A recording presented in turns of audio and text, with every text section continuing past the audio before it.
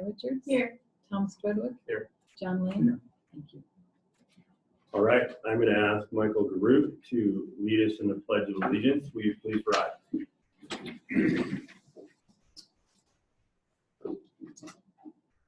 I pledge allegiance to the flag of the United States of America and to the republic for which it stands, one nation, under God, indivisible, with liberty and justice for all. Thank you, Michael. I appreciate you returning to do this Yes, for good us to see today. everybody again. Can you tell everyone a little bit about yourself and your service, please? Oh, again, okay. I was in the United States Navy submarines, fast attack boat, mostly. I was what they call a nuclear machinist mate, so a nuclear physicist. Running back in the engine room of the steam plant, nuke plant. Spent 6 years in the Navy, and then I got out to teaching code, basically. And you're doing a little bit of both for us. Coaching right now on the vet corps, right now for the school. So great, awesome. Any questions? One observation, Michael is 8 weeks from having both knees replaced. Ooh. Happy New Year. Don't forget a softball team scholarship today. Oh, yes. That's true. Yeah, I saw the Thirsty Thoughts team is doing excellent work. Yeah, really good. Yeah. Very well. Thank you so much for your service. Thank you, appreciate it. Absolutely. Do we have any new employees to introduce?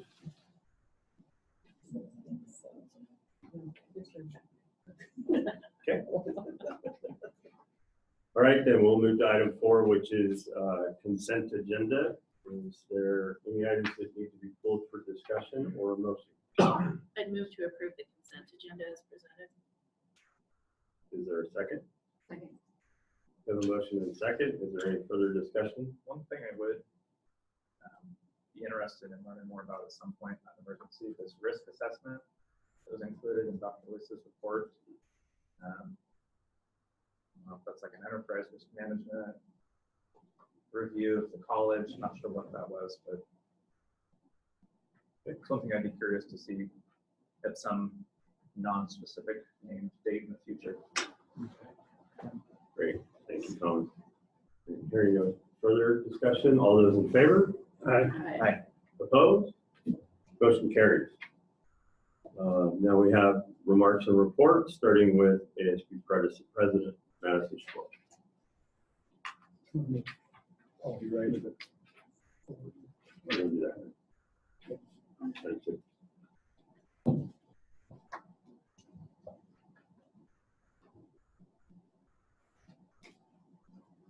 So you guys already know about how the ASB is set up purposeful programming, the process and the form. And well, now I'd like to take you on our next step of intentionality. We found that students give us the excuse that they can't attend our events because of conflicts with their classes, or that they have to leave right afterwards to take care of their family or go to their next job. To tackle those challenges, we have decided to take some of our activities to the students where they are, especially the workforce ed students. For example, we make sure to reach at least 2 of their programs with Monday morning treats, as well as sponsoring monthly pizza parties at different locations for workforce ed students. Most recently, which was yesterday, we took pizza out to the open door students.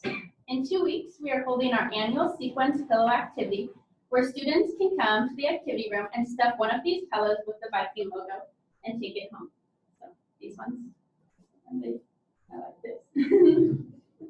Realizing that the nursing students don't get the opportunity to come to this event, we've decided to schedule a time with them to take this project out to the nursing buildings so they can all participate in that. And also next week, we'll be passing out Martin Luther King Jr. t-shirts, and they're free for students and $10 for the staff. And this is everything. And that's all I have. Thank you, Madison. Is there any questions for Madison? Just comment. I think your outreach is awesome. That's a great thing to do. Okay. I don't see our faculty association president, Salah Abed, so we'll move on. So Vice President of Finance and Administration, Logistical. A. So a couple updates to items on my consent agenda.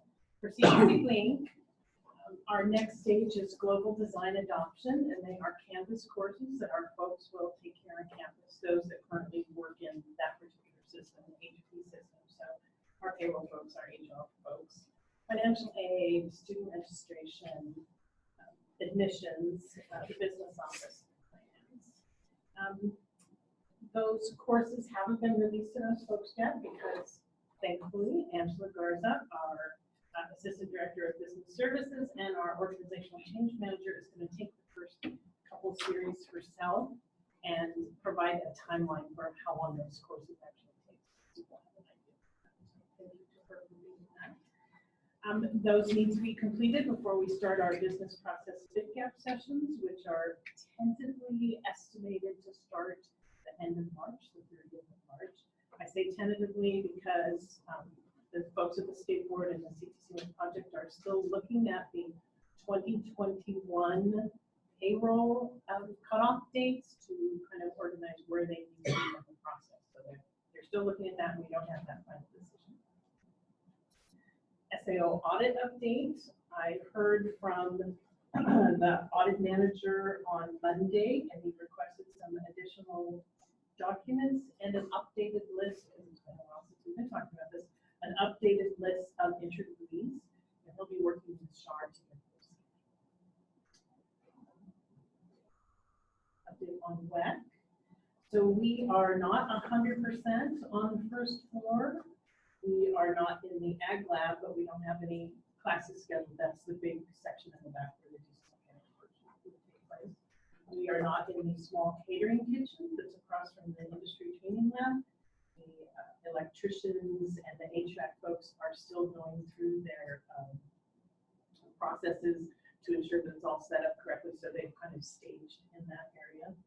And we are not in the, we're not using the tool room except for storage of furniture that belongs in the hallways. And because they need to come back and do some further work on the floors, the concrete floors, we don't want all that dust on our new furniture, so we've left it in the tool room for now. And we're working with the AMT, the Aviation Maintenance Technology instructors, on exterior fencing to accommodate the movement of the larger planes onto the new pad. They're still going to stay where they're at on the old pad. They're just we're working on that. I wanted to update you on the Wallenstein. I know you all heard that we did not submit for that project. Two of the big requirements were to be $5 million, and we came back at 4.1. Could have padded it, but it just didn't feel right. And it needed to take more than one biennium to complete. That adds an additional cost. You go into pre-design and then design and then construction, where we could do the whole project in 8 months. We did unearth some safety concerns with some of the electrical lighting. You call those things, I'm sorry, I'm not a theater whiz, that we do need to take a look at and take care of before we would ever see any of that. So that is the next item on our list of things. Thank you. One more thing. I had a call from the Northwest College Commission this afternoon, and I just talked with Terry before he walked into the room, and they've invited me to serve on a 7-year visit under the new standards in April, just like Humphreys is doing. So I will be doing that also in early April, so that will really help us in the fall. I wanted to touch back on the emergency operation plans for you, because you had that question last time. So the emergency operation plan, Terry has reviewed the basic plan at the beginning, and Bryce and Kim are also to review it, and they have a drop dead date of February 1st, so that we'll have it the next time. But I also wanted to circle back and say, we do have a plan out there. This was just a long time coming. And the accident prevention plan, we also have one out there, and the new one is just an update, and we'll start it on that. Thank you for that. Any additional questions? Thank you for your report. Next up, Vice President of Learning and Student Success, Dr. Bryson.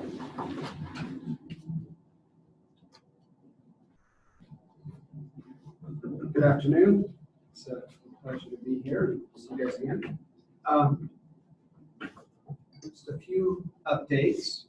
One in regards to our accreditation. We have been identifying policies and procedures need to be updated, which take a little bit of time. And we touched base on one of those in your study session last month. We have an update that you're reviewing today.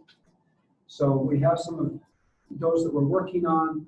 We also have some big updates to the catalog, and these faculty are reviewing current language, adding some information that the standards require, and so that's a big preparatory piece that we're working on for the visit is working on the catalog. This would be the catalog for next academic year, so we have it completed by the end of spring. This quarter, we'll start working on the writing of the narrative for the accreditation report. When went to the Northwest Commission conference in November, they said that there would be some training and guidance documents released on their website by January. And I checked today and they still are not posted, so we're waiting for those. They recently announced the hiring of, they've had some retirements, and within the past week or two, they've announced the hiring of, I think it was 3 individuals. I think there's 3 individuals. Anyway, they're filling those spots that have been vacant. And so I'm hopeful that they will quickly get the rest of those materials posted so we can access them, continue to prepare for a visit.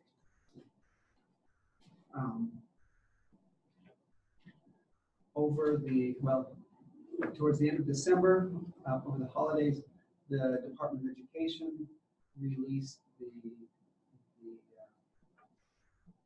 request for proposals for Title V grant. Typically, that's done later in the spring. I was surprised that it came out so early. And so we had submitted an application. They ran the competition very late last year. We submitted in July, and we were just a few points shy of receiving it. So this month, we flurry of activity to update the application based on institutional changes that we could see over the past 6 months. Update that application about 85% of where it needs to be, and then we'd have it done by the end of the month. So this is also just a real busy month with the start of fall quarter and tenure committee meeting with faculty. Staff are engaged with the start of a new course, so it's just a very busy time. One last thing that I want to share with you in working with our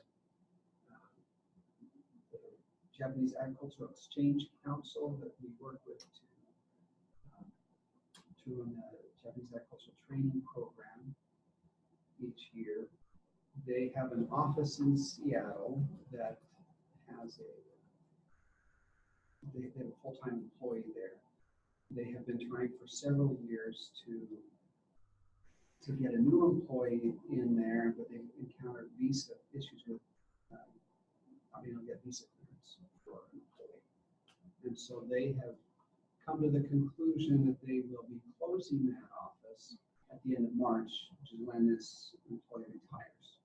And so had some conversations with them. We're working with the JAC organization on what that means for operational details of Henlal Tokyo and Big Bend will continue to operate the program once they close that office. So I just wanted to make you aware of that. That's all that I have. Any other questions that you may have for me this time? Could you maybe provide an update to the board about your recent trip abroad? Yes. So, thank you. So, I was in Japan for a week, just before Christmas, from the 14th to the 20th. I was part of a delegation organized by the Port of Moses Lake and Grant County. And so during that, and this was the culmination of about a year and a half work of work that the Port of Moses Lake has been leading. And during that visit, then there were memorandum of understanding signing ceremonies with two communities there. One is Toyoyama, which is where the headquarters of Mitsubishi Aircraft is located, where they are building the MRJ jet. And the other was Komaki, which is in the same metro area. The city of Komaki is within the same metro area. It's a very industrial town. They have at least one plant there building engines for aircraft. And so this was all tied into some of the economic development efforts around aerospace and continuing to try to build relationships with Mitsubishi and related industries. So we have these ceremonies with both of them where there's a memorandum of understanding between those municipalities and Grant County. Opens up some significant opportunities for Big Bend with the creation of those formal relationships. We met with several high school principals in Komaki about exchange relationships. Also met with Chubu University, which is not in those two municipalities, but in the neighboring one, and where they have College of Engineering has a new aerospace program and department, and they are talking with us about sending some students over for a JTP style experience in the month of August of this year. So we're working on that. And then on the last day, I was in Tokyo and met with JEC representatives about the changes in the JTP program. So what was exciting to me anyway is there's this, I think, significant step forward for our area as far as economic development, creation of these formal relationships with those municipalities. During the visit, we met with several businesses. There's one large manufacturing company there that the port was quite excited about, hoping to have some partnerships develop with them. So again, I think there's some great opportunities on the economic development side, which then opens up additional opportunities for the college as well. Thank you for that, Bryce. Any additional questions? Okay, thank you. Vice President, Human Resources and Labor, Jim Gardner.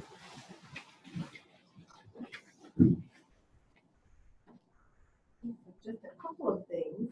I wanted to let you know that we do have some searches that are coming kind of close to the end. We've got interviews scheduled for communication instructor. We've got screening interviews for music instructor and our nursing instructor positions. Those are all running from January 10th to the 17th.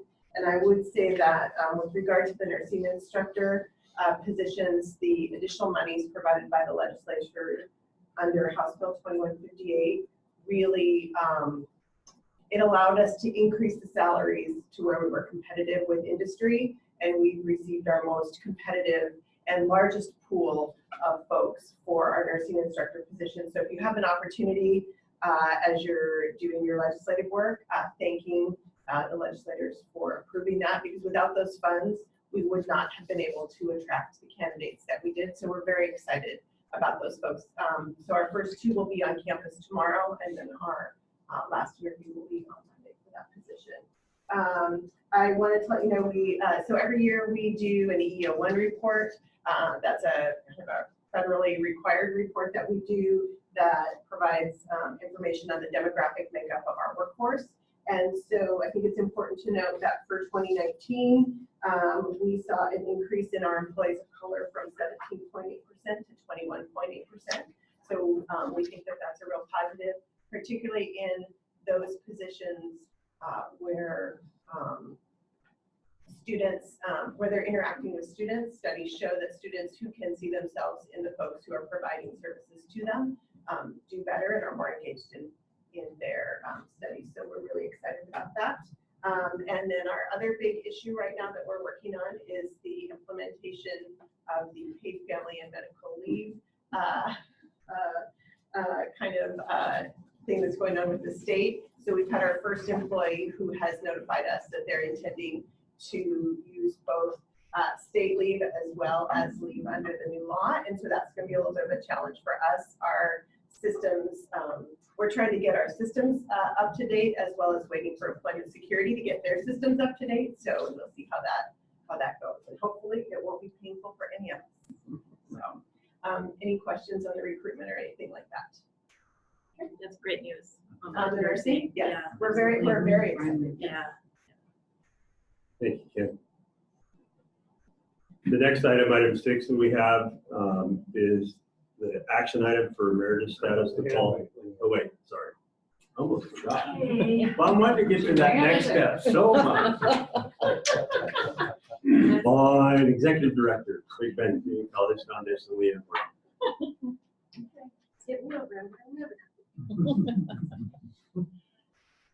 Anyway, just wanted to update you on the pledges for the WEC building first. We're still making some steady progress, still not where both Terry and I want to be. We're at $2.989 million, so we're 79.71% goal. We've made 133 asks, and some of those are multiple times.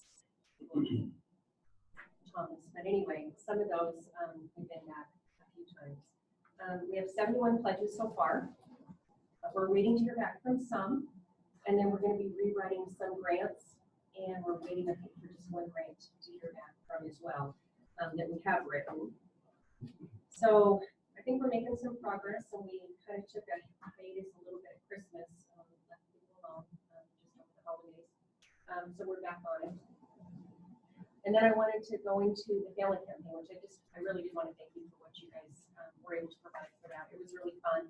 I think that at the potluck, they were surprised with how well you and the rest of the communities put baskets together. So they were really pleased. My daughter was a recipient of yours, and she loved it. That was great. We raised $35,000 from that campaign. We were up. Last year we had 62 participants from staff and faculty, and this year we had 76. And we increased our dollar amount from $31,613 to $35,454. So 14 more people and $3,100 more. So I think that was significant, and I think that's a real saying that they're supporting the college and the foundation and what we're doing. So that was good. Our leadership group, which I had the privilege of being a part of, brought in Michael Nash for 3 days of training, and it was 3 8-hour sessions. And so we broke that into 3 different groups. You could either go to 2 mornings, 2 afternoons, or 1 full day. So we did a pre and a post survey. We evaluated that. We're kind of looking at that data. And then now we're going to bring the Michael Nash group in again. And this is going to be a more intensive, so that'll be 4 8-hour days, and that's a continuous program. And Michael Nash himself will come in for the first 2 days, and then he'll bring in a different speaker the last 2. So that'll be in February and March, and that'll be for all of the directors. Anybody that has supervisory responsibilities here on campus will be attending, have an opportunity to attend, and then we're encouraging others to attend on campus, whoever would like to attend. We'd love to have 80 people in the room. So where we're at. His programs are so popular that one of our food processors, HR manager, just left food processing to go to work for his firm. Oh, is that from SCZ? Yes, They were at the one that we attended in March. I mean, they sent a huge consortium of folks from there, so that wouldn't surprise me. Todd's a big believer. You made the leap. Todd's? Tad. Really good. Yes. Oh my God. Wow. Wow. So, any questions for Leah? Good job. Thank you so much, and my apologies for we saved the best for last. We'll go with that. All right. Now we get to do what I've been waiting to do all morning and afternoon, and that is act on the emeritus status for Paul Hurai. President Lees will give you an introduction and a review of the great accomplishments of Mr. Hurai. Okay, well, welcome everybody, and it is my pleasure to recognize Paul. He was appointed to the Big Bend Community College trustees in 1983 and served through 1998. He served as board chair and vice chair, and he was awarded an honorary associate's degree of arts and letters in April of 1999 by the board of trustees. We've named the Fine Arts Building for him in September of 2012. And he also served on the foundation board of directors from 1998 to 2019. Paul has dedicated himself then to Big Bend Community College for 36 years. He's donated generously and worked in the background educating and inspiring other donors. So it was a real pleasure to welcome and honor Paul Hurai, a true servant leader. That said, I would also like to add that I would consider Paul Hurai to be the epitome of a community college champion. And for that reason, I'd like to ask for a motion to approve emeritus status for Paul Hurai. So moved. Is there a second? Second. Any discussion? Hearing none. All those in favor? Aye. Opposed? Motion carries. Paul, if you'll come up, I'd like to present you with this certificate of appreciation and honoring you as a emeritus trustee. If you want to show him basically.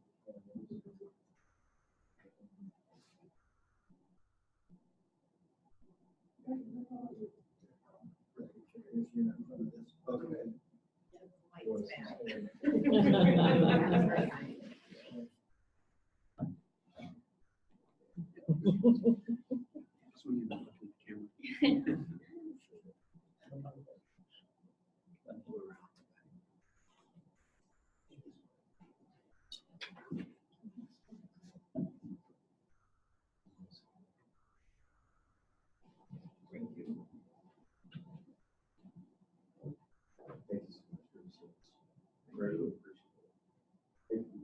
How many hours did you give me for a speech?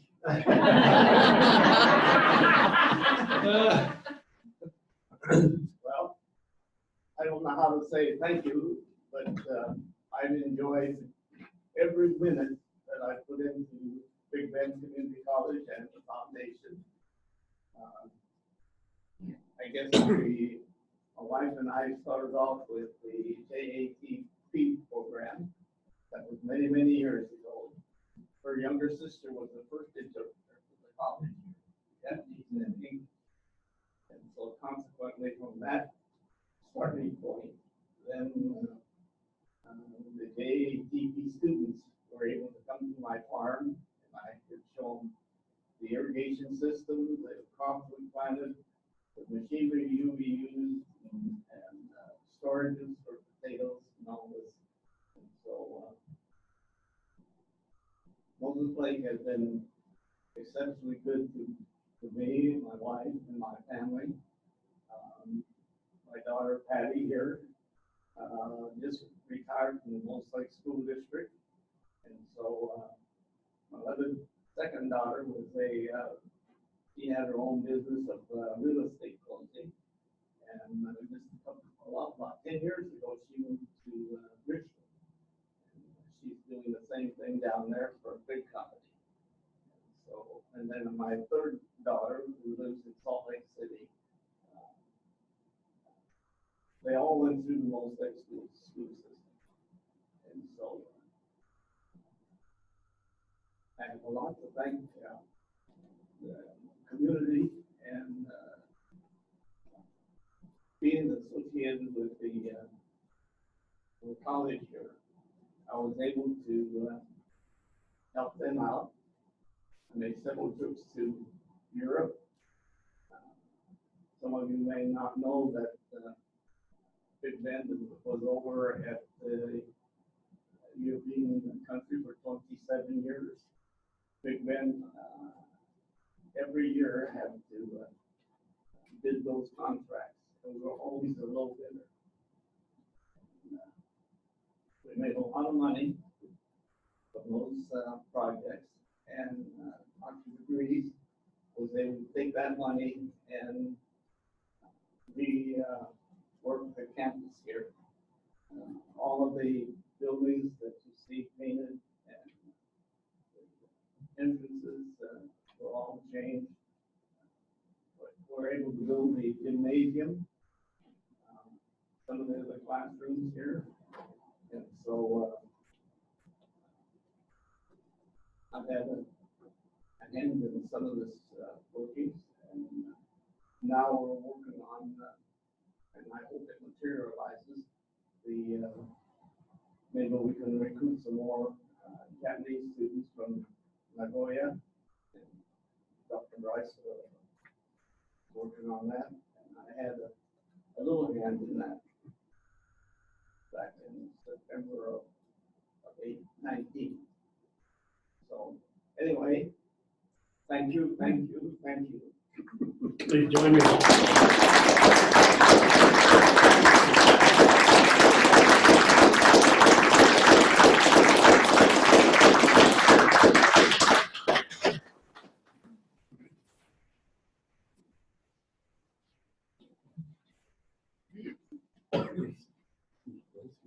Yes. So our next item is exceptional faculty award reports. Dr. Steve Sloat.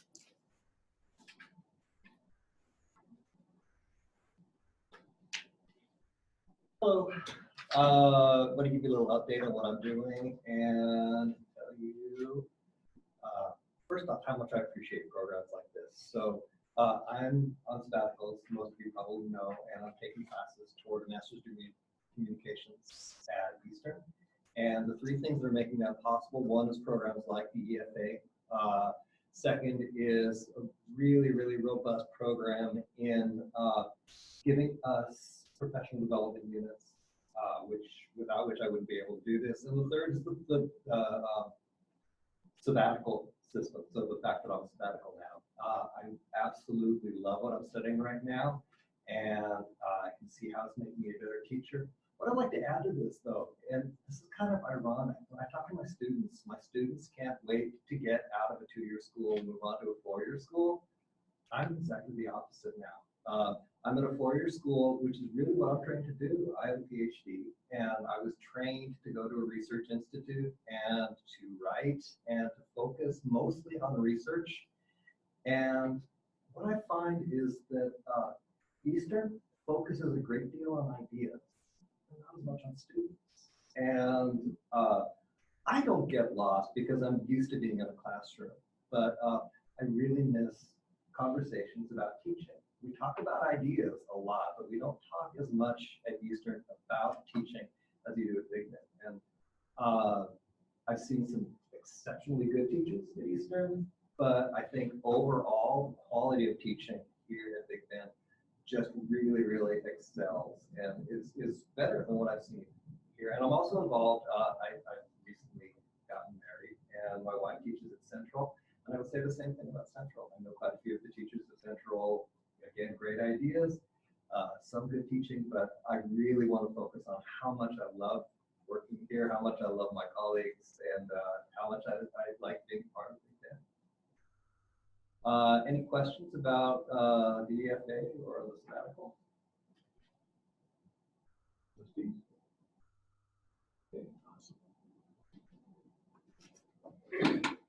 All right, well, my pleasure to present you the check. Thank you very much. You're very welcome. Nice work. Heather Wallace is also supposed to come and give us a report, and that will likely happen later in our agenda this afternoon. It's teaching. Item 8 is the Campus Climate Action Plan. Dr. Humphrey or Gardner? Great. So in your packet, you received an updated action plan so that you can see the progress that we've made on a number of different items. As Leanne mentioned, we completed the campus-wide leadership training that we had committed to before the holidays. And the next step in the process is a 4-part series for supervisors. If you recall, in the feedback that we received from the campus, they felt that that was an area that we needed to improve upon, is preparing our supervisors to interact with staff and set clear expectations and hold people accountable, things like that. So that will kick off in mid-February. We are also offering a session on Monday on Gen Speak, so how the different generations speak at work and how that impacts how we interact with each other. That's actually being led by Grace Lee. So Grace is the head of human resources for the community colleges of Spokane, and so she is leading that not only for our campus but other college campuses in the 509 area. So we have a 509 training consortium, and we're able to share trainers across the Eastern Washington schools via Zoom. So we're looking forward to that. That's got quite a few people signed up for that as well. And then Terry's kicking off his informational meetings in January. That's another thing that campus requested, was additional interaction and information. Our work groups are up and running, as you can see in the report, and then we are starting our foray into some additional recognition strategies through the introduction of thank you notes and some other items that are on the list. So we're making good progress, and if you have questions, I'd be happy to answer any of them. Trustees? Okay, thank you very much. Item number 9 is board policies for review. Let's see. Looks like the first one is board policy regarding collective bargaining. Linda, are you speaking to that, or Kim? So this is in preparation for our upcoming accreditation visit. We are trying to get all of our policies and procedures ready to kind of rock and roll. Bryce alluded to that. And so one of the board policies that we have not had is kind of a philosophy statement or a statement on collective bargaining. And so we have prepared this statement for you all to consider, just as a way to make it clear how the college's approach to the collective bargaining process. So Jason's reviewed that, and if you have questions or feedback, I'm happy to take them. And then that'll be back at our next board meeting for approval. Are there any questions? Okay. Next up is board policy 1000, policy and bylaws.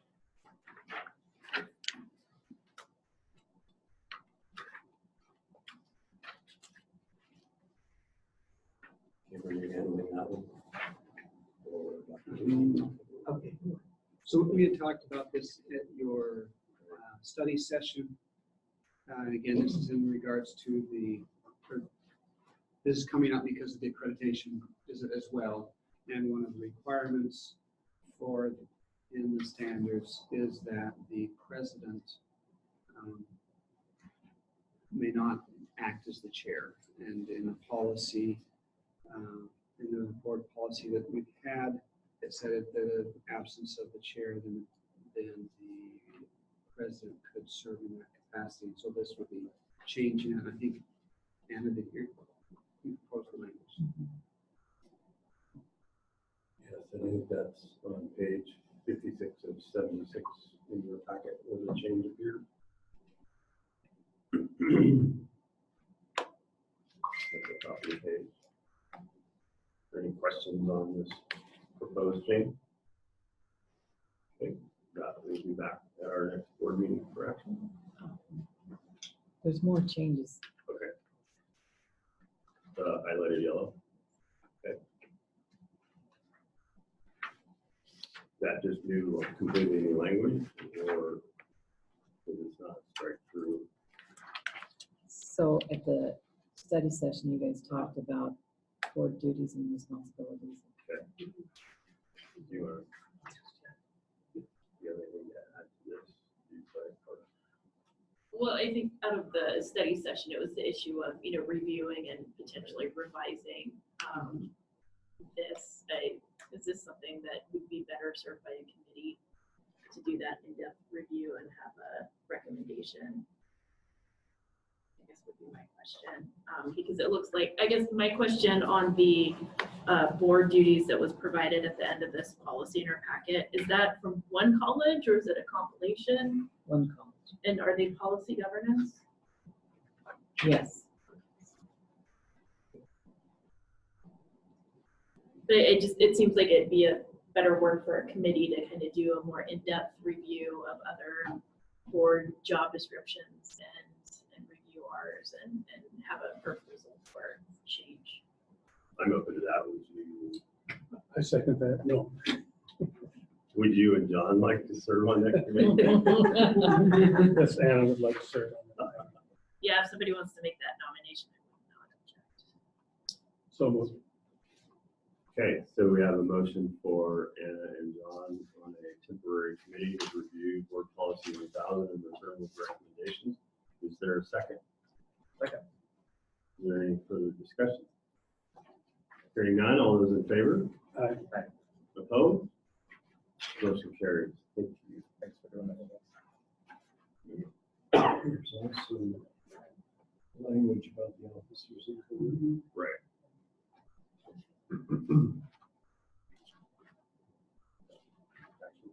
So, and under officers of the board, that's at the first regular meeting of the board fiscal year, the board shall elect from its membership the chairman and vice chairman to serve for the ensuing year. I do believe we've talked about also changing when the board reorganizes. So would that be something that you would look at? Yeah, I think we need to go back and review the timeline too that we discussed at our study session, so we can address that in the recommendation as well. All right. So at this point, there's no action on item 9 for today. Those policies will be coming back to you. We do have need for an executive session for the purpose to evaluate the qualifications of an applicant for public employment or to review the performance of a public employee. Approximately 30 minutes to start. Dr. Wallace is here. Oh, Want to do that? you snuck in one. Yes, you might want to do that first. Let's pause. Dr. Wallace, can you do your exceptional faculty award? Yes.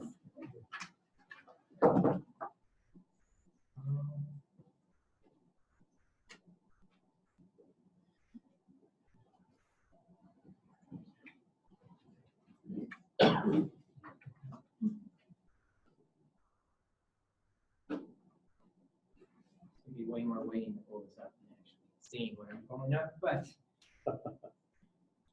Did you have to sprint from class? yes, it was great.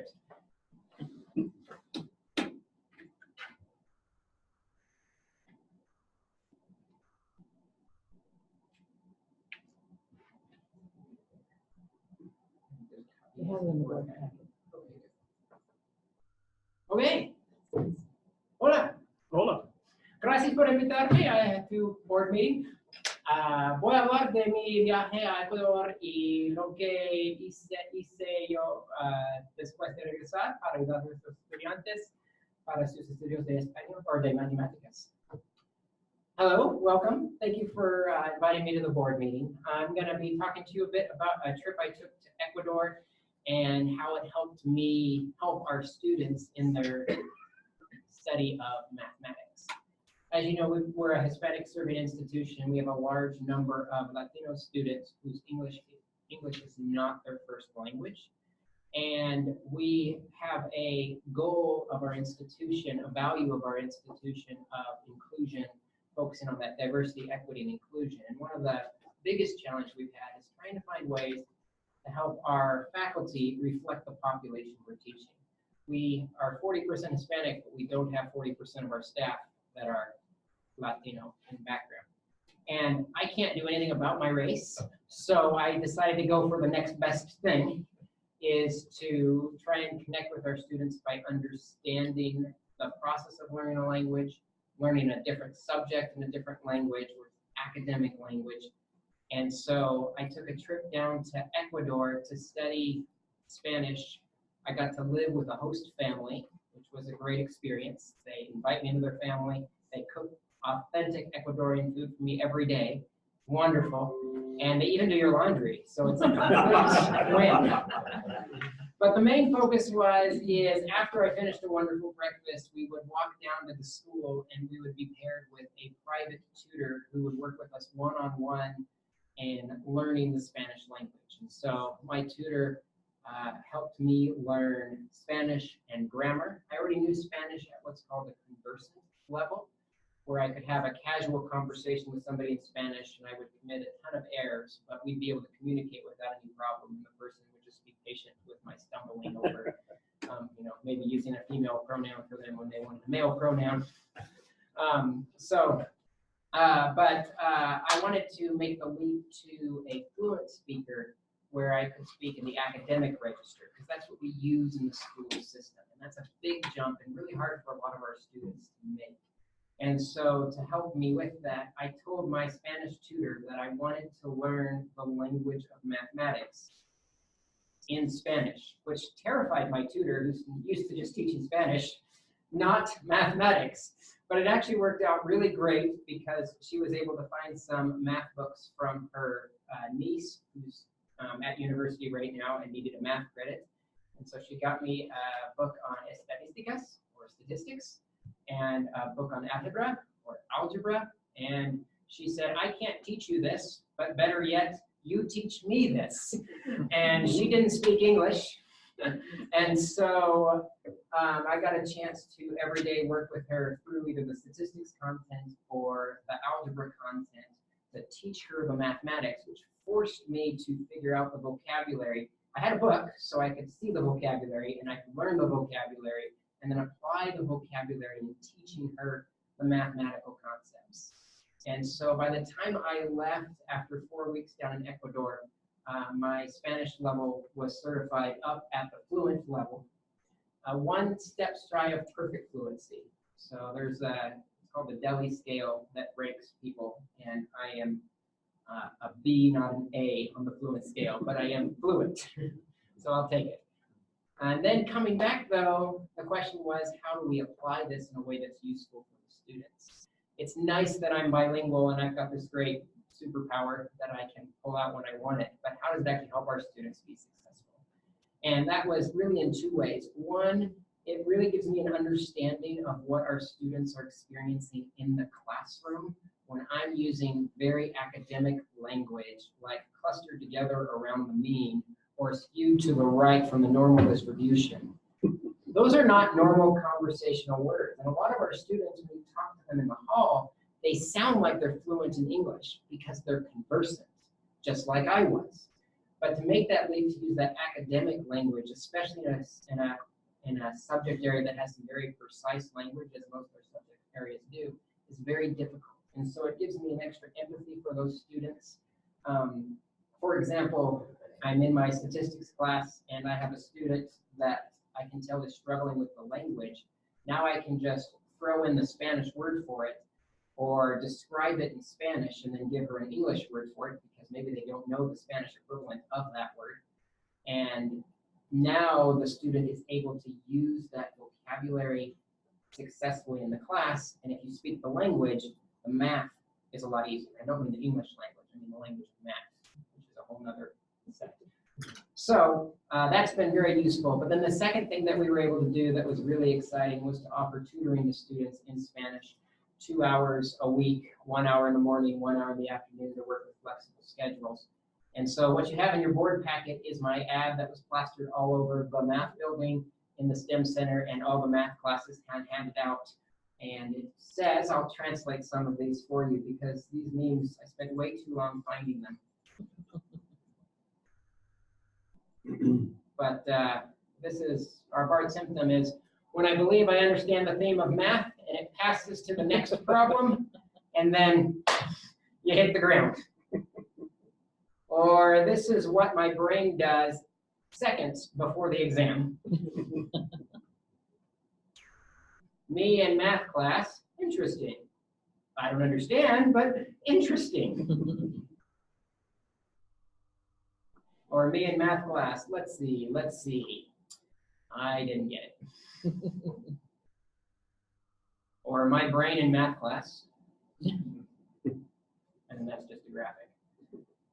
And so then the goal was that after you come to a tutoring session, this is a pun in Spanish, it doesn't quite work in English, it takes a little more explaining, but it's good to meet you, one more friend, which is also the same word, más is also the same word for plus or addition in Spanish. So one additional friend, and he's a plus sign. And then the equal sign is saying likewise, but the word for likewise in Spanish is equally. So it's a little bit of a pun. So the idea is that after visiting the Spanish tutoring session twice a week, all of their problems will be solved. And it's also been great. I got to visit every single math class to promote this tutoring session.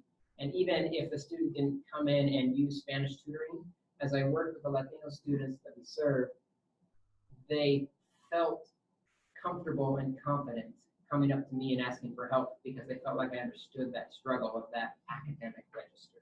And so we're really excited about the project. It was a lot of fun, and that's what I use my exceptional faculty award for. Are there any questions? Preguntas? En cualquier idioma. Trustee? Excellent report. Excellent. Very cool. Well, thank you for having me. Well, thank you. We really appreciate your investment in yourself on behalf of your students. And to his point about mathematics being its own language, in my doctoral program, statistics satisfy the foreign language requirement.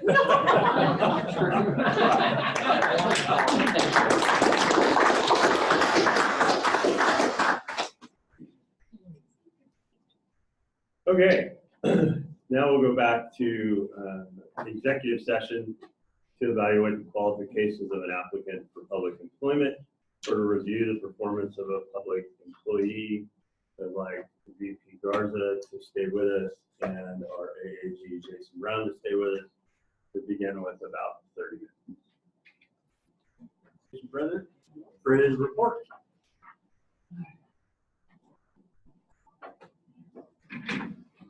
Good afternoon, members of the board. Well, it's a new year and everybody's just settling in, so I don't have much yet today, I'm afraid, but I'm confident I'll have a lot more next month. We're all just getting used to life in 2020. Michelle Reeves let me know that she's teaching an intro to education class for the first time, and she's having them teach their first mini lesson to their peers, and it's going to give them their first experience with lesson plans and delivery, and it's giving them a lot of hands-on practice. And she's also, she said she identified dozens of potential future educators among our student body, and she's showing them lots of choices in completing their education after their DTA degrees are complete. So I'm excited for the future of that. Any questions? Thank you. Thank you. Thank you. Okay, the next item on the agenda is item 10 for presidential search. And before we start getting into specific action-related items, I have a couple of thank yous. I want to thank the entire Presidential Search Advisory Committee for the work that they've done over the last few months. As you know, or I think you know, we had 19 candidates. We trimmed the list in December to 10. Monday night, we trimmed the list to 5. And throughout the process, it became really clear that this is not an easy decision and that every member of the search committee took it incredibly seriously. And that included using a scoring matrix that acknowledged every single item that was on the board's job description for the next president. I did get some emails and some phone calls along the process. A couple of questions like, what did you ask me to do? Because it was a substantial load and they all take this very seriously and they recognized the importance of the decisions that they were making. I also would like to thank Kim Garza, because really the steward of the ship and the heaviest worker in that, trying to keep us all on task, trying to keep all of the files where they're supposed to be, and all of the completion steps met, was Kim. You know, it added a tremendous amount of workload and responsibility to all the things that you already do, and thank you for that. And for my backup throughout this process so far, Melinda, for making sure that I had the resources I needed, kept me on track, has provided all the documents as we've gone along to try to work on everything from schedule to next steps and where I'm supposed to be and when. So thank you very much for all of that. And finally, I'd like to thank Trustee John Lane for joining me on the search committee, providing some great guidance and some great input.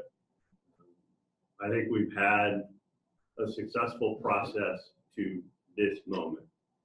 I want to also say that a lot of the work is not done. And so we're going to talk a bit today about the work that's yet to be done.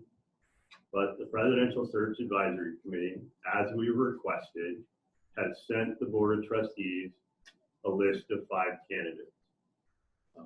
The first action item that I'd like to bring forward is for the board to act on how many candidates they intend to bring for interview, and also that it's the intent of the Board of Trustees to announce the names of the candidates selected for interviews as soon as they have been contacted and confirmed that they will participate in the process. I move that we move forward 5 candidates. We have a motion. Is there a second? I'll second. Okay. We have a motion and a second. Is there any further discussion? Hearing none, all those in favor? Aye. Opposed? Motion carries. Thank you. So what that means for the board and the rest of the campus is 5 separate interview schedules. Kim, would you like to give an overview of how we intend to conduct interviews for each candidate? So I've given you a draft schedule that kind of crosses over into a day and a half. So it's our intent that all of the finalists would be on campus for a full day with a dinner prior to that and a community tour prior the day before. Any of those recommended activities during the interview can be adjusted and changed if you feel like there's something you want to tweak. We think that will give each of the finalists the best exposure to the campus community, as well as to I think the service district from the community perspective, getting people out in the community to interact with the candidates as well.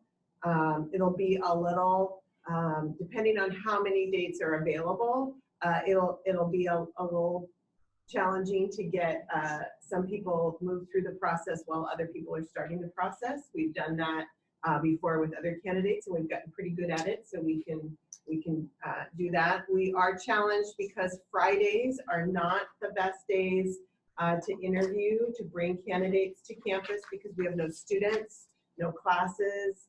Our faculty are not all on campus, and so when we have had directors and other folks come on campus to interview on Fridays, there's a lot of locked buildings, and it just does not have the same feel. And we really would like each of the finalists to be able to see themselves in this campus by seeing the interactions that occur. And so that's one of the first things that's taken off the list, is that it just doesn't seem like that we will be making a good impression as a campus if we were to do that. So we're trying to work in Monday through Thursday room. For the members of the audience, there are new items on this itinerary for candidates that we were very intentional about adding. Could you speak to those?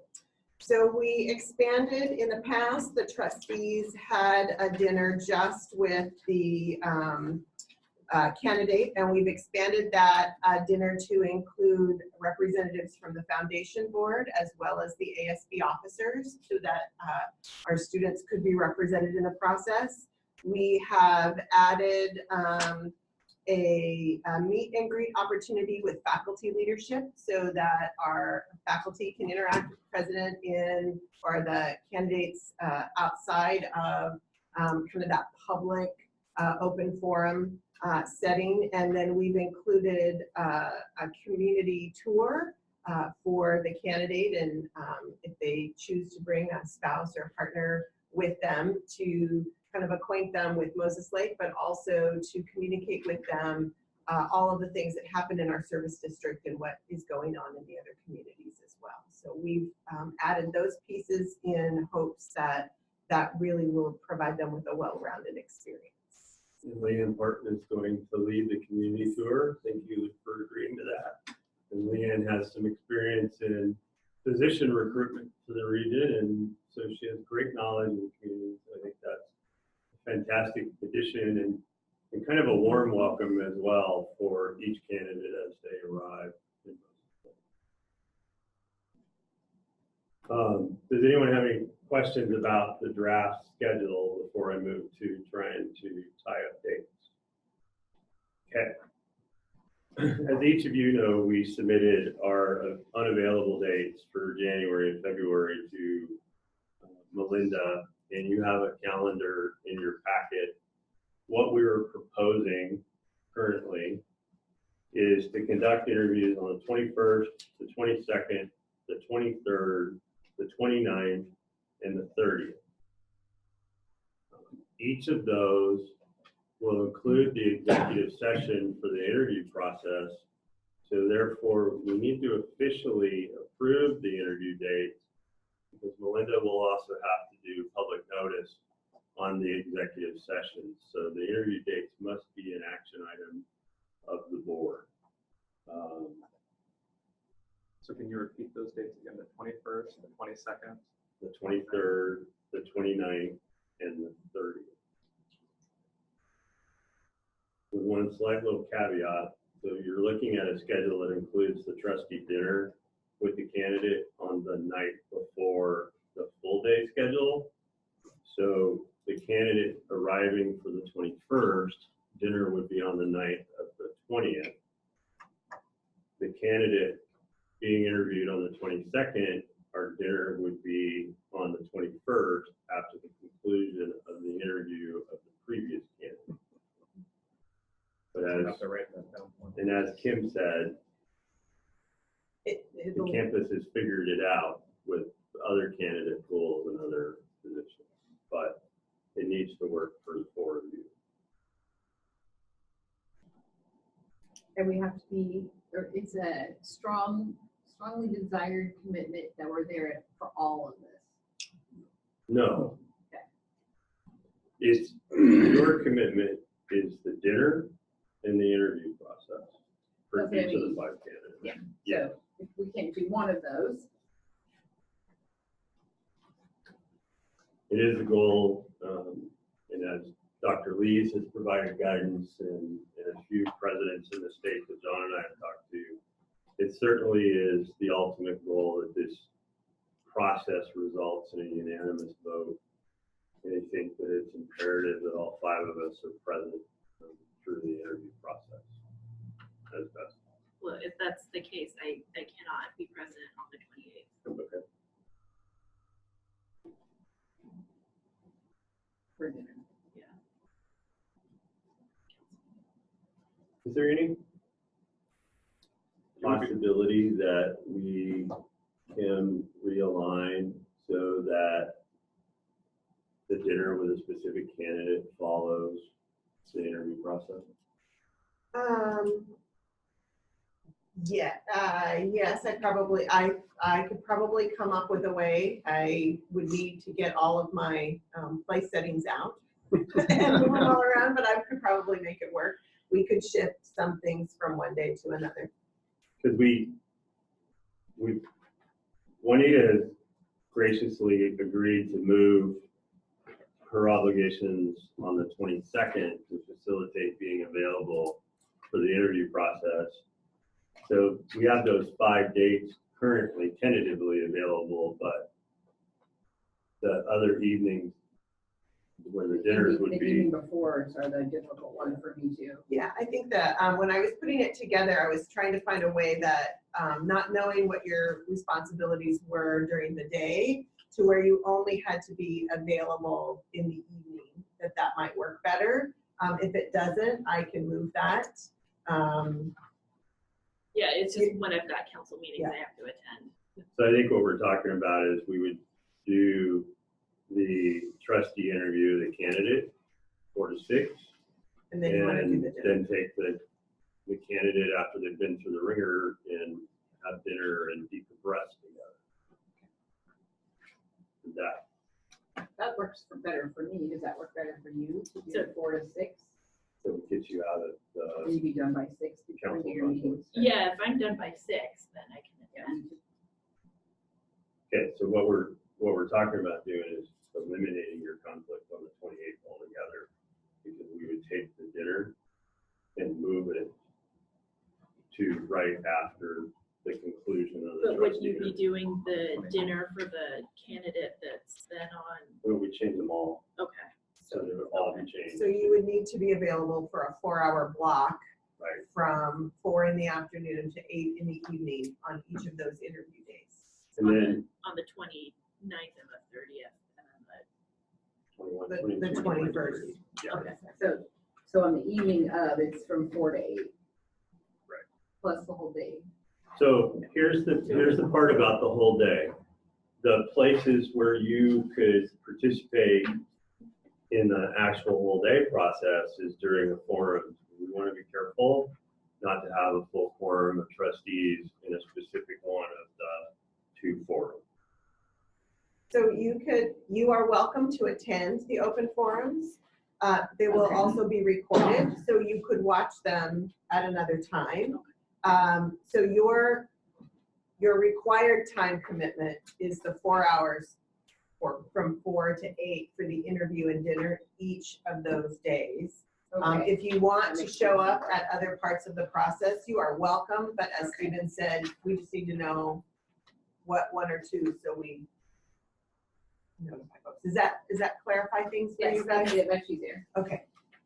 So if you're comfortable, then what I'm looking for would be a motion to set those 5 dates: Can we restate them? the 21st, the 22nd, the 23rd, the 29th, and the 30th for the 4-hour commitment from the trustees for an executive session to interview and a dinner with the candidate to follow. also move. Second. Okay, so we have a motion and a second. Is there any further discussion? Hearing none. All those in favor? Aye. Opposed? Motion carried. Thank you.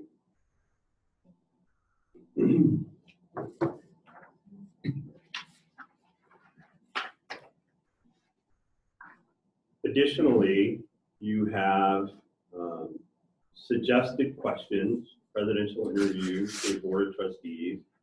And again, I'm going to ask Kim to give you a little explanation of the philosophy here. But we are hoping to achieve a fixed number of questions, and that those questions are asked of each of the candidates.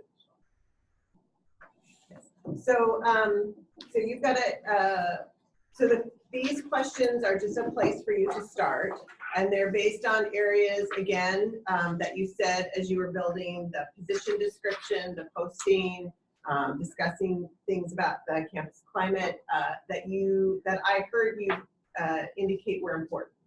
And so you asked 19 questions back in 2012. those questions were less involved than these questions. So there's a lot more moving parts to some of these.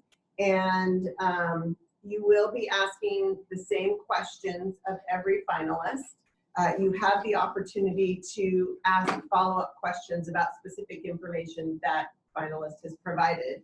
And we just need to come up with what you feel you can cover in a 2-hour time frame. And so usually when we do interviews for deans, VPs, directors, we limit our questions to about 12 or 15, and it really depends on how lengthy the responses are and how many follow-up questions. And it can be challenging to get through that many in a 2-hour block. Because what I would hope you want is not only to get answers to your questions, but to be able to engage in a conversation with the candidate through that process. So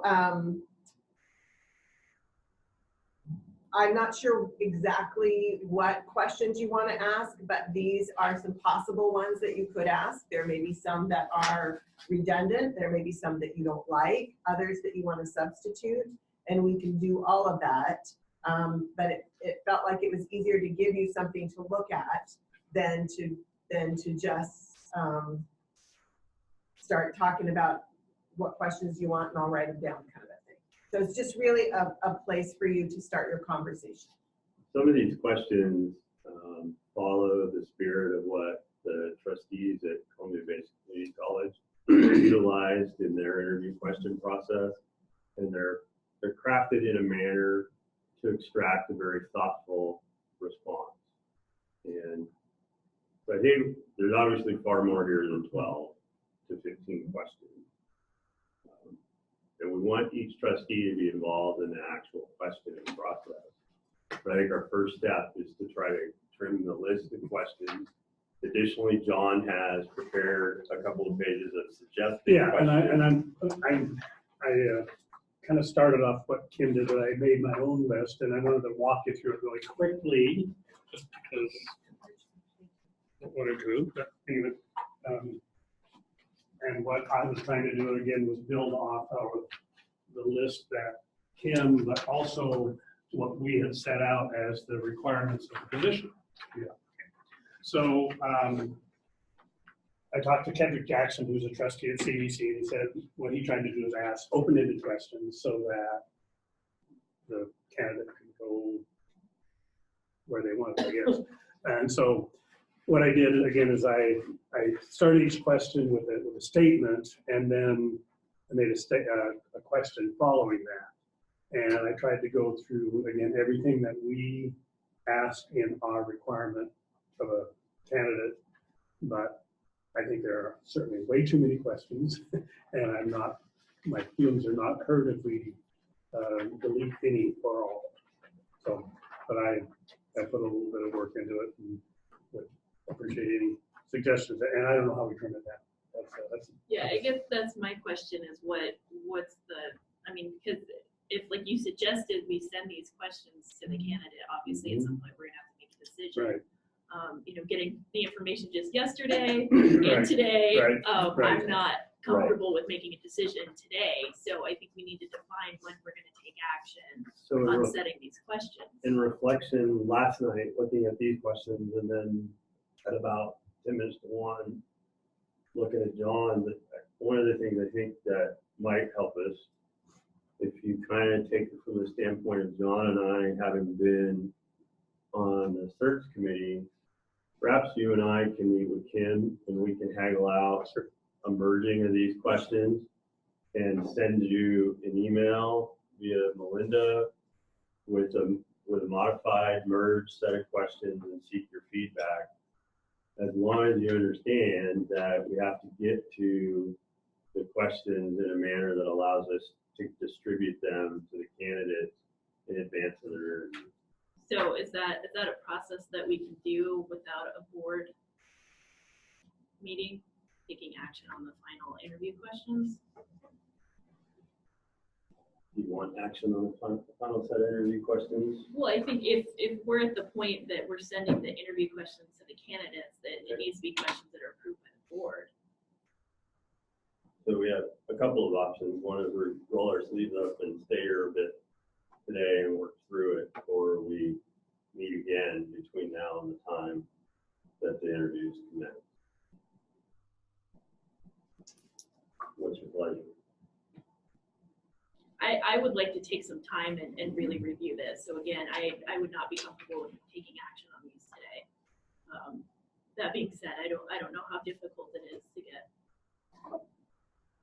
to continue this meeting to another date.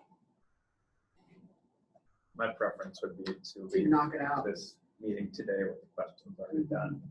Yeah, so looking at that January 2020 schedule, Thomas is not available the 13th to the 17th. Anna and myself are not available on the 14th and the 15th, and then the very next week we're in the interview process.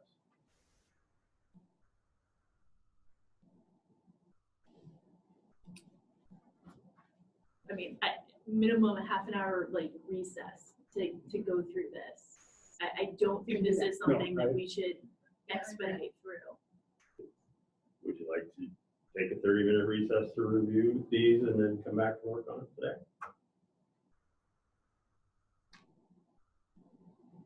I'm fine with that if that's what it takes. Okay. So what parameters do we want to bring back? We want to have 10 questions? And I'm just, We're just gonna, I think, bring out the whiteboard and just make a decision on them or tally them. So I think what you want to make sure that you do is you have questions under the different interview themes. We need to touch on those themes because those themes appear in our job description. We can trim every one of these categories in terms of the number of questions. But what we're looking for when you start trimming questions is making sure that you find the question that's going to give you the most response or potential for the most detailed response from a candidate.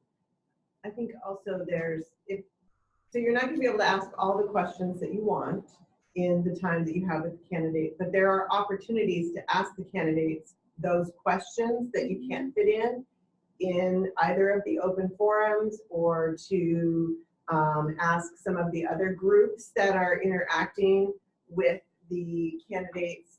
Could you ask this question? We'd love to get your feedback on this question. I think that we can get to most of what you want.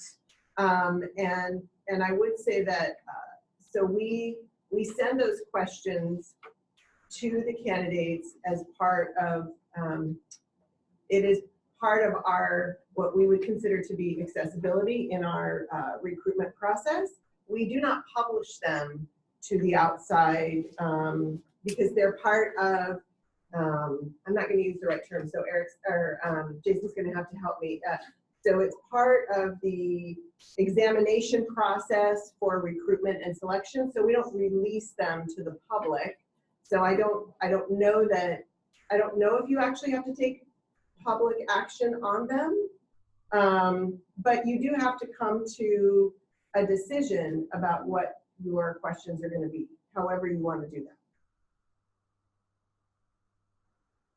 Does that make sense? That makes sense, yes, because there is an exemption. Yes. In the public. But there's not a corresponding executive session either, so That's also.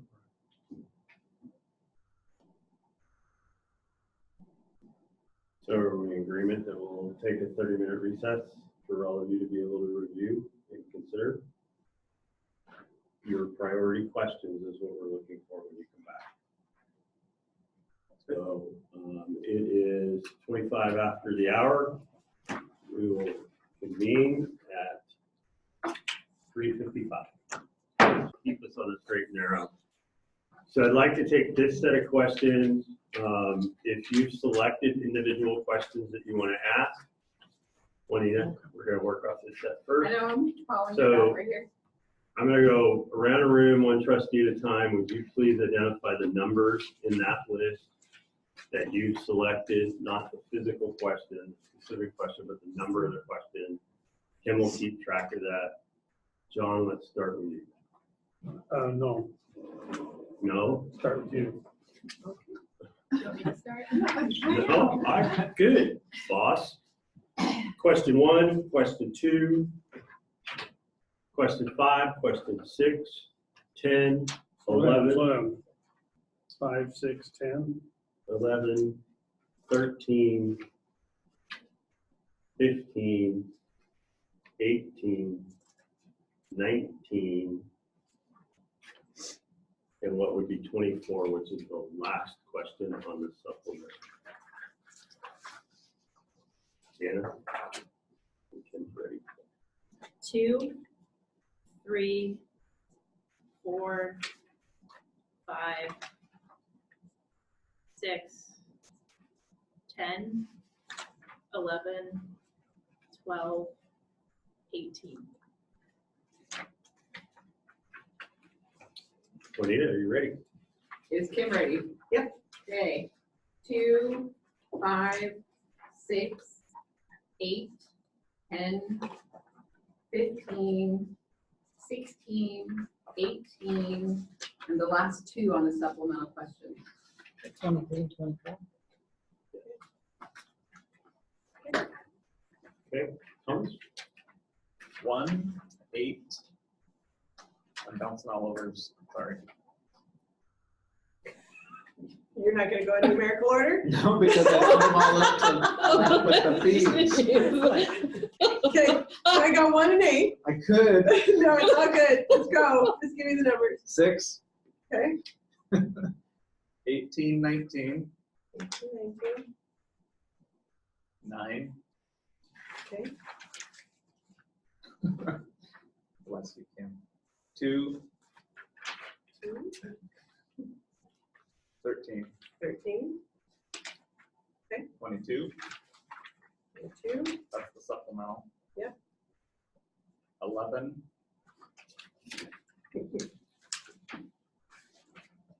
15 and 8. Sorry. You said 8. I was gonna say bingo. Okay, in so a minute. I said 8. Bingo. So I just liked my question, so I didn't know how I was supposed to add that into it, I guess. But I can, So if you don't have any marked on those, we'll move to the second set of questions, which were presented by John. And we'll do it numerically, and I'll start.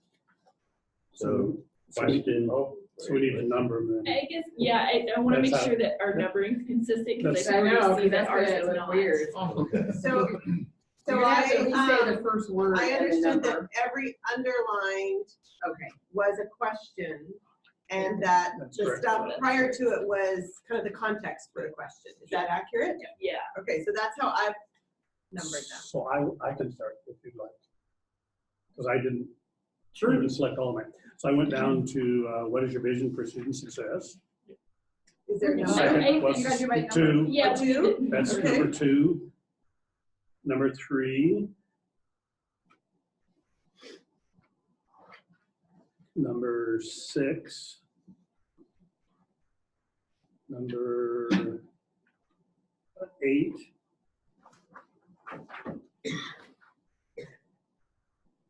Number 10.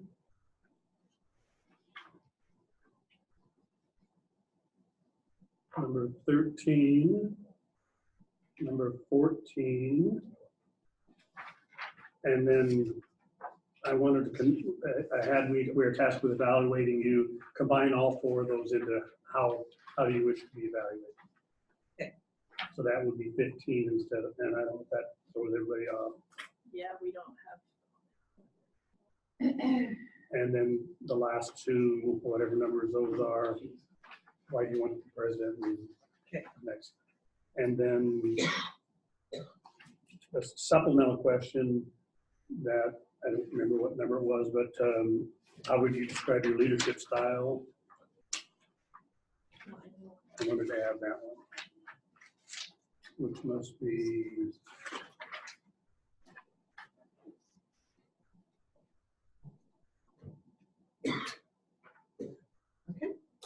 Okay.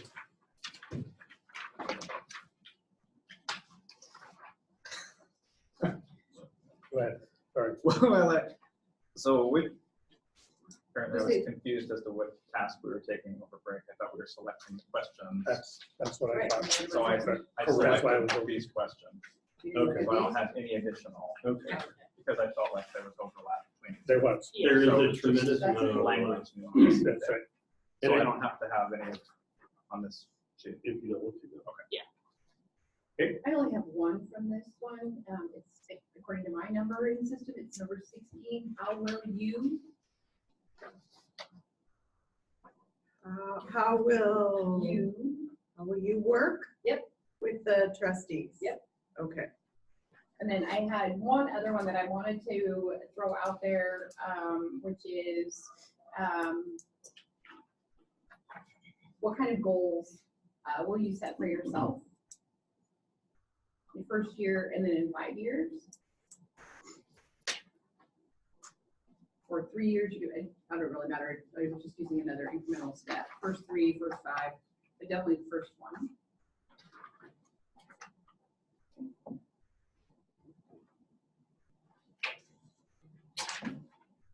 Okay, so I already know my numbering's like completely off, so I'm just gonna describe them as to where they're on the page. Okay. The last one on the first page. Okay. What is your understanding? Yeah. Okay, got it. The second underlined question on the second page. What steps? Yeah, and I took that as a compound question. Yes. That's how I did. Okay, and then it would be 2 down from that. What is your role? Okay. And that's it.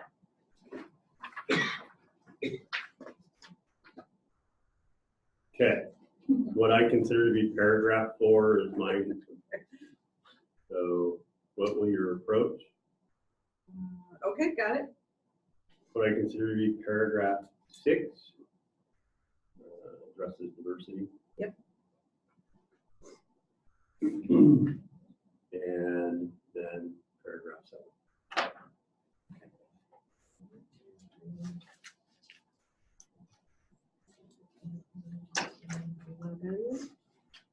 12, 13, 14, 15, 16, 17, 18. So you're well over 20 questions with all of these. Is there, Which ones did we majority pick? so like 4 is, 3 is a majority for you guys, right? Well, just okay, so 3. anything more than 2. So on the questions that I sent to you, question number 2 had 3. Questions 5, 6, and 8 had 3. 10, 11, and 13. Slow down. Yeah, Oh, sorry. that's 2. Sorry. 10, 11. 10, 11, and 13. 15, 18, and then the others all were 1s and 2s. That's 9 questions.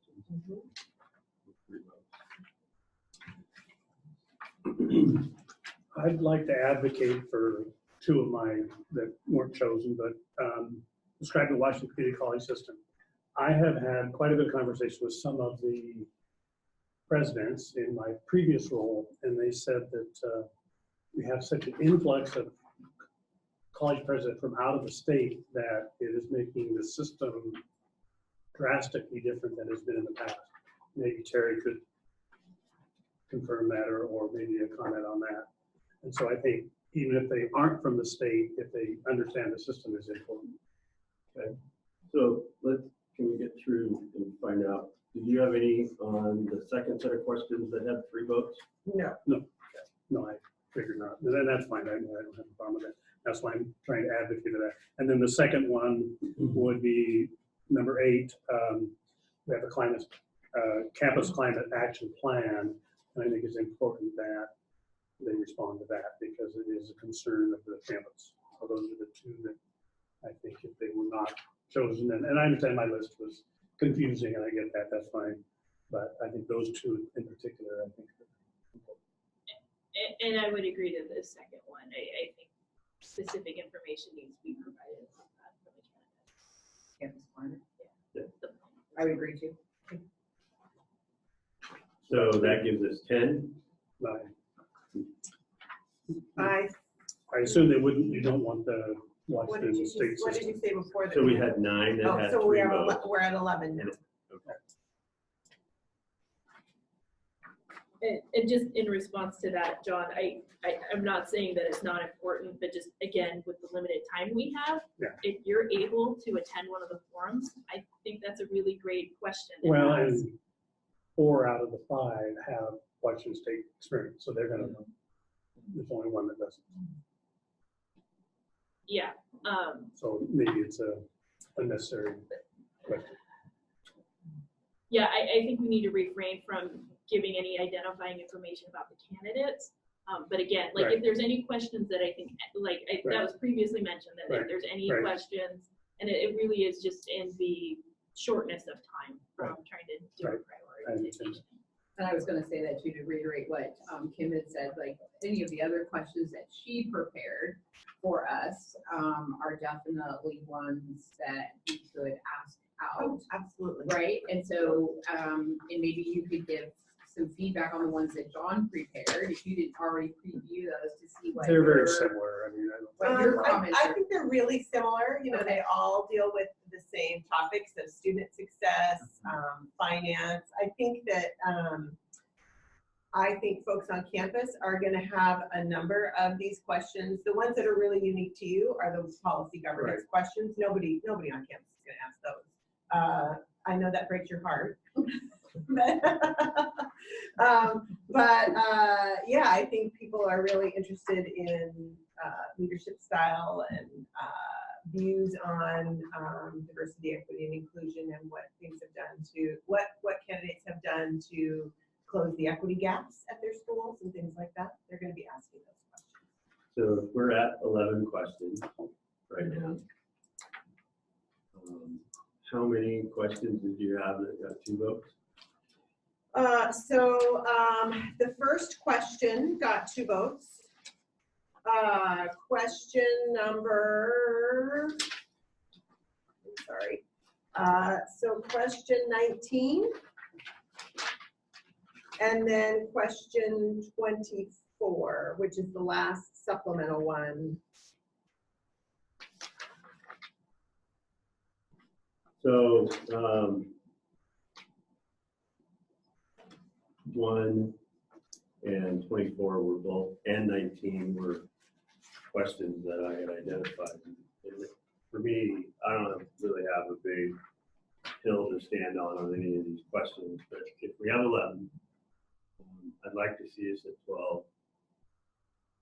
I don't think anything beyond 12 is necessary, and I guess I'd like that fiduciary question that comes inside of question 24.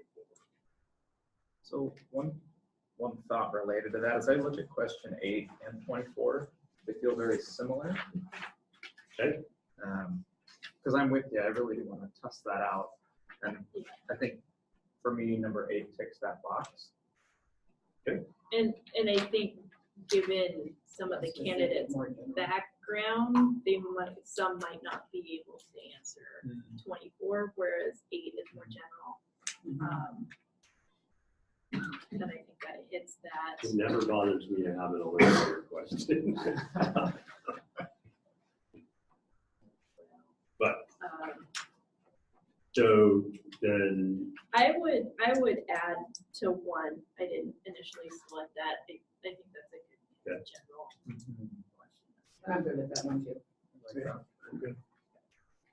okay, so that gets us to 12. So what I will do is, just to be clear, so I will clean it all up and I'm going to send it out. So if I miss something, because there's a lot of numbers flying around. Some may or may not. You have them too? So we'll just, then yes. You're that I'm kind so of sorry. customer at a restaurant, aren't you? Not usually. But I do only have 11. Dessert before dinner. Yes. I only have 11 questions identified. 1 from John's list or 2 from John's? I have 2 from John's list. Okay. The system and the other. The community college system and campus climate action plan. No, No. we We kicked didn't out do the it as community a system. college. Okay, so no system. No, Yeah. So We that, only So have that's 11. 11. so we have Yeah. 11. Are you serious? We're there. Because we just X one. One came out of 12.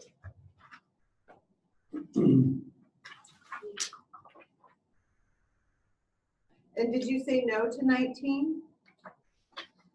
We didn't really No. talk about 19. No, we didn't. That seems like a good We just closer chose- we question. just- Yeah, One. I would agree with that. I'll add my point to Okay. that one. Okay, all right, Now we have both. yes. Now we can say yay. Yay. All right. Thank you, Good Kim. job. Is that a motion then, or? So moved. Seconded. I have a motion and a second. Any further discussion? No.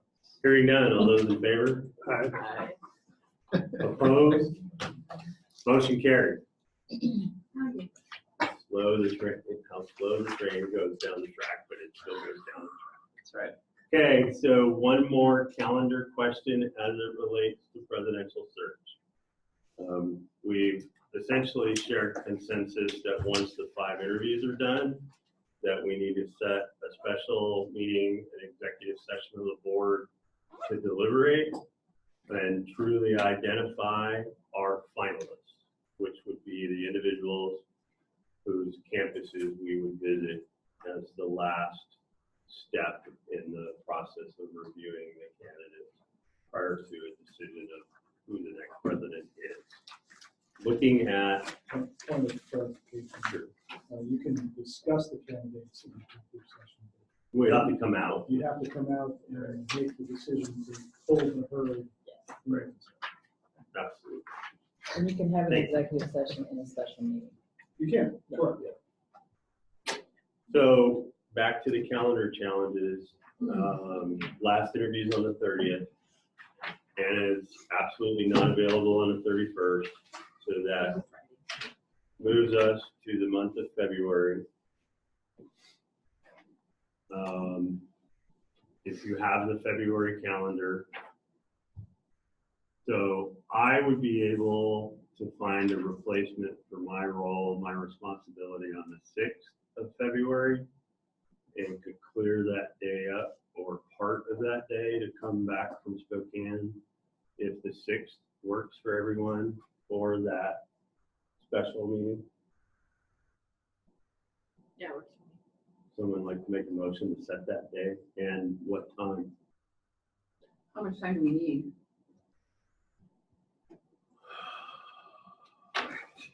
An hour to 90 minutes, depending on how sure you are about your decision. yeah. Could we shoot for the afternoon? You know, 1 o'clock, 1:30 standard start. I'm okay with 1:30. That works for everyone else. I'm fine with it. Yeah, that's fine. My day's wide open. Okay, That's like I so said, we I'll, should- I I'll need- move to set a special meeting, including an executive session, on the 6th of February at 1:30 for the purpose of, for the purpose of, taking action on moving forward with the final pool of candidates. we have a motion, is there a second? Second. Is there any further discussion? Hearing none, all those in favor? Aye. Opposed? Motion carries. Thank you, everyone. You know, it's a strenuous marathon that we're on. The next item is item 11, President's onboarding process. This is an action item. I have asked Trustee Anna Franz and Trustee Thomas Stredwick to serve on a temporary committee for the purpose of drafting the president's onboarding process. And I would like a motion to approve that. So, We have a motion and a Second. second. Is there any discussion? awesome. Hearing none. All those in favor? Aye. Opposed? Motion carries.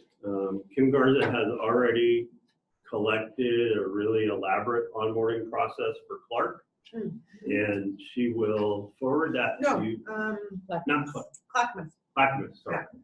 And she'll send that off to both of you to give you some reading material. And what I envision as what an onboarding process would be. Clackamas has taken it to the nth degree. Because it And I went to that includes a session book. too. It was It's got a handbook. over the top. So I'm not suggesting that you go that far. No handbook. Right. But there's some really good material in there. And I think the other thing that you should be looking at with regard to considering the onboarding process is the responses in the references to what should the trustees do to help the next president. Because there were some great responses in there, not just in the top 5, but throughout the top 9 that we reference checks with. So we'll have to coordinate how you can get all of that. Yeah, and it just for clarification, we have access to the HR VP. That's part of that That committee previous employer. can discuss that with you, the Yes. process with you.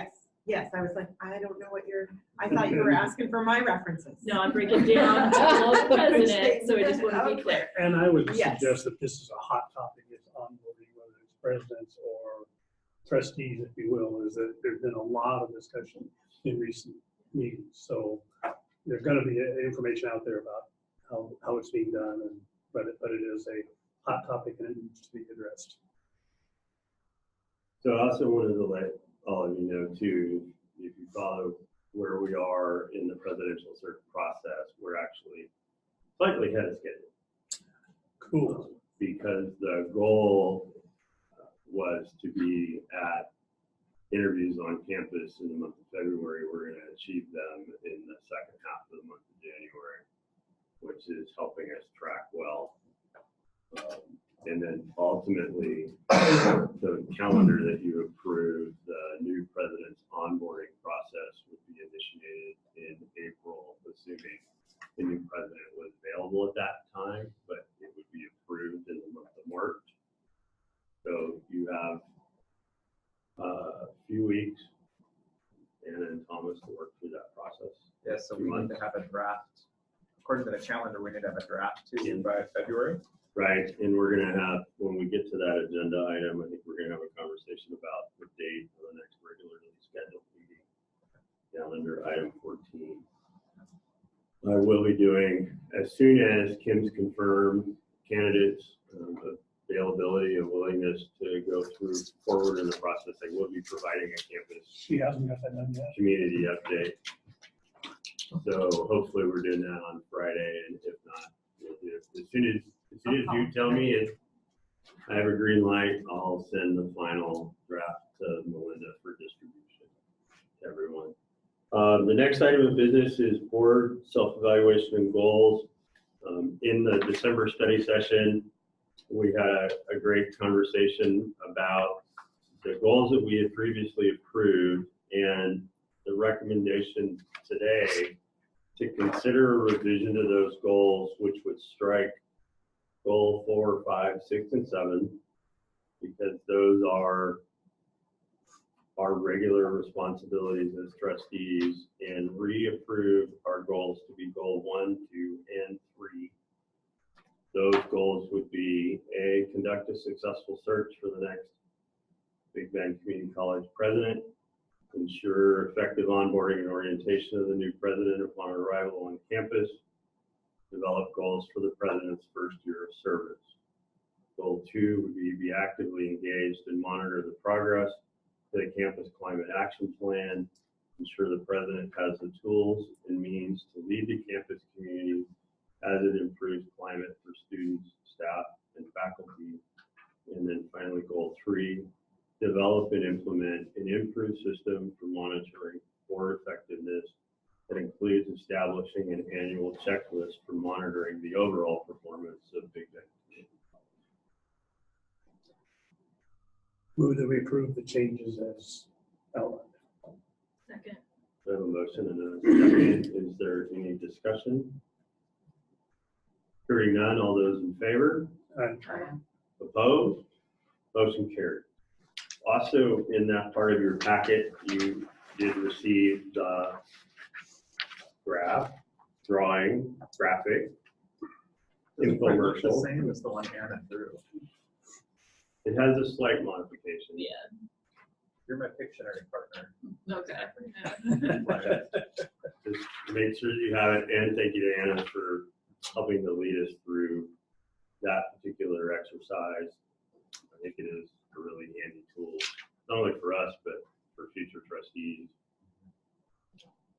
The next item, item 13, is the assessment of board activity.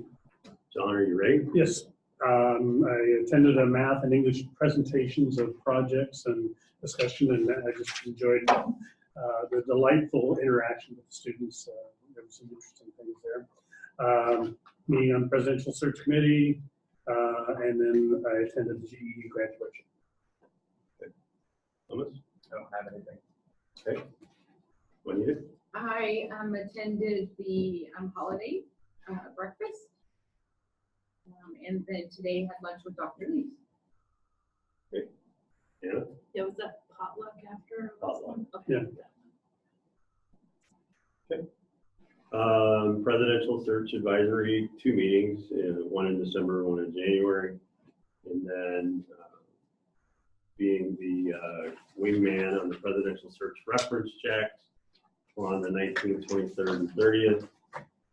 Study session prep on the 3rd of December. And the board study session for all of us on the 10th. Board agenda prep on the 30th, and also the holiday party. The next item would be the regularly scheduled board meeting, which is currently scheduled for Thursday, February 13th, of which 3 trustees on our February calendar indicate that they're not available. February 13th, I am available. Okay. And I see myself marked as not available. Okay. I will not be available.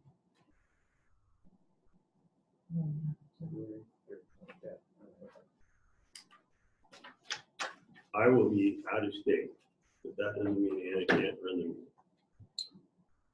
Yeah, let's see.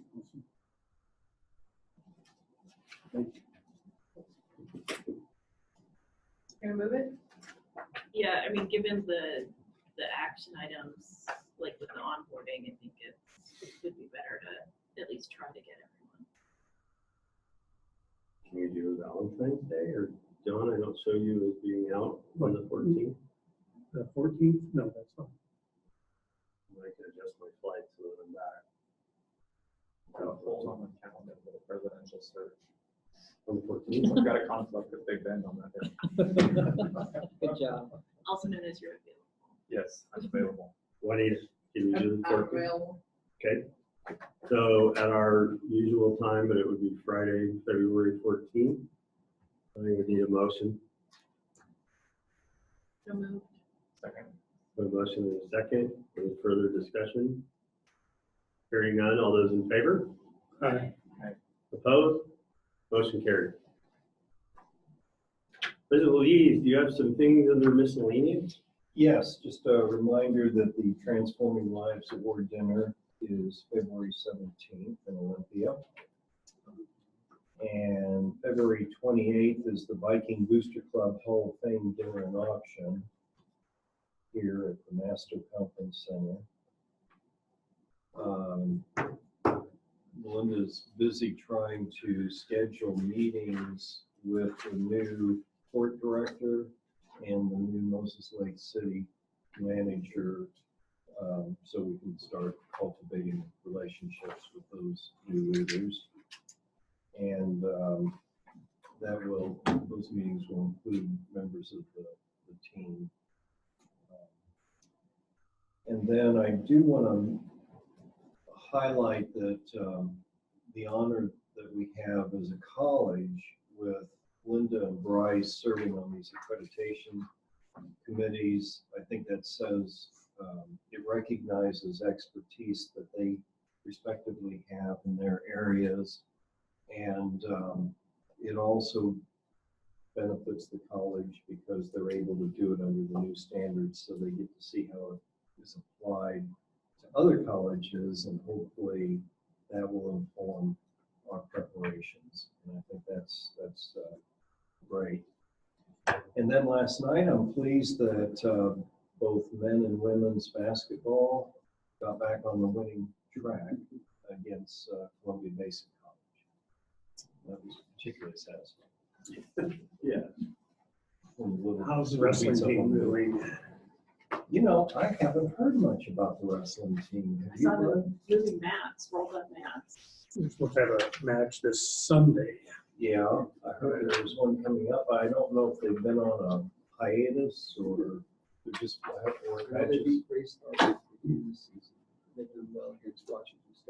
Yeah, we beat Washington State in a meet. Maybe next Wrestle week. them again, WSU is going to be in Warren, Mike Leach. Is he leaving? Go to Mississippi State. Did he decide? Did he announce? I knew there was rumors. Do any trustees have any miscellaneous items they'd like to add? I just, with all the activity with bullying on the tarmacs out here, is there any way we can benefit or aid them or anything? Is there any discussion about that? We've been, we've approached them and been in conversations, but I don't know if anything's come of it that's concrete. Bryce and I have a former colleague from Yakima whose brother is kind of in charge of the operation here, and he's been telling her that he's going to get in touch with us, but I haven't heard from him yet. So we're hoping that that contact will lead to a relationship that we can build on. Whenever they start the retrofitting, it's going to be a huge effort and a lot of people. Yes. If you can provide something to them or support them in some way. Yeah. And we, just to reiterate what Terry said, there's been had some conversations with us of scenario types of conversations, but nothing that's concrete. Let's do X, Y, or Z. But we think that given that opportunity, it will, hopefully they'll see it as a return on their investment or gift that they gave us. Even though it's not a quid pro quo kind of thing, it's just that now that they've made that investment, hopefully they'll want to see some fruit from it and have that relationship. Any other questions? Any other business? Very good. Thanks, guys. Melinda, I'm not able to attend, you can go.